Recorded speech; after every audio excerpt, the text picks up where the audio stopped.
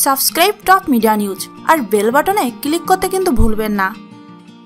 পশ্চিমবঙ্গ রাজ্যে নির্বাচনী প্রচারে অংশ নেওয়ার অভিযোগে বাংলাদেশের জনপ্রিয় নায়ক ফেরদৌসের ভিসা বাতিল এবং তাকে কালো তালিকাভুক্ত করা হয়েছে। সম্প্রতি পশ্চিমবঙ্গের ক্ষমতাশীল তৃণমূল কংগ্রেসের প্রার্থীর পক্ষে নির্বাচনী প্রচারে অংশ নিয়ে তুমুল বিতর্কে পড়েন ফেরদৌস।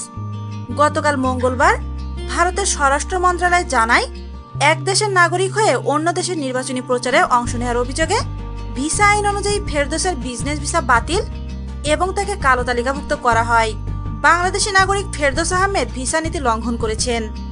ব্যুরো অব ইমিগ্রেশনের তরফে এই প্রতিবেদন পাওয়ার পরই ভারতের কেন্দ্রীয় স্বরাষ্ট্র মন্ত্রণালয় তাকে বিজনেস ভিসা বাতিল করেছে এবং তার বিরুদ্ধে নোটিশ জারি করেছে। দ্রুত দেশে ফেরত যেতে বলা হয়েছে। পাশাপাশি ফেরদৌসকে কালো তালিকাভুক্ত করা হয়েছে।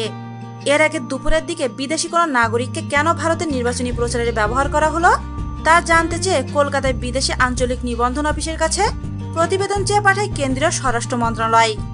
বাংলাদেশি অভিনেতা ফেরদৌস ভারত এসে রাজনৈতিক দলের প্রচারে অংশ নেওয়ার জন্য প্রয়োজনীয় অনুমতি নিয়েছিল কি না বা তিনি ভিসা আইন লঙ্ঘন করেছেন কিনা তা জানতে চাওয়া হয়। পরবর্তী সময়ে পাওয়া প্রতিবেদনের ভিত্তিতে ফেরদৌসের বিরুদ্ধে ভিসা বাতিল এবং তাকে কালো তালিকাভুক্ত করা হয়। ফেরদৌস ভিসার নিয়ম লঙ্ঘন করার অপরাধে গ্রেপ্তার করা উচিত বলে দাবি করেন বিজেপি। এমন পরিস্থিতিতে যে কোনো মুহূর্তে গ্রেপ্তার হতে পারেন নায়ক ফেরদৌস। অভিযোগ প্রমাণ হলে 5 বছরের জেল এবং জরিমানা হতে পারে। এদিকে মঙ্গলবার জানা যায়, মডেল কোড অফ কন্ট্যাক্ট ভাঙার অভিযোগে তার ভিসা বাতিল করা হয়েছে। উল্লেখ্য, পশ্চিমবঙ্গের রায়গঞ্জের কেন্দ্রে তৃণমূল কংগ্রেসের সমর্থনে একটি রোড শোতে অংশ নেন ফেরদৌস। সঙ্গে ছিলেন টলিউডের নায়ক অঙ্কুশ এবং নায়িকা পায়েল সরকার।